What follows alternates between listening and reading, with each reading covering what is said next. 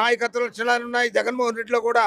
గొప్ప శిశీంద్రి మనిషి, గొప్ప విశ్లేషకుడు, గొప్ప మేధతనం ఉంది, మేధస్సు ఉంది, గొప్ప తెలివితేటలు ఉన్నాయి, గొప్ప రిమెంబరెన్స్ ఉంది.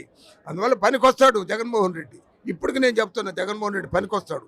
ఈ పార్టీకి తానే అధినేత. అందువల్ల నీ తప్పులు సవరించుకొని ముందుకు సాగు. మంచి భవిష్యత్తు ఉంటుంది, బంగారు భవిష్యత్తు. 50 సంవత్సరాలు ఆయనకి, 51, 52, 51 కదా. రేవంత్ రెడ్డిని కలిశాను నేను. రేవంత్ రెడ్డిని వరద వచ్చినప్పుడు పోయిన తడవ ఒక 25 లక్షలు ఇచ్చా ఫండు. దానికి నేను ప్రత్యేకంగా ఎక్కడ మన ఈ రాష్ట్రానికి కూడా పంపించా, చంద్రబాబు గారికి కూడా పోస్ట్లో పంపించా. ఆ మహాశయుడు నాకు అక్నాలెడ్జ్మెంట్ కూడా పంపలా.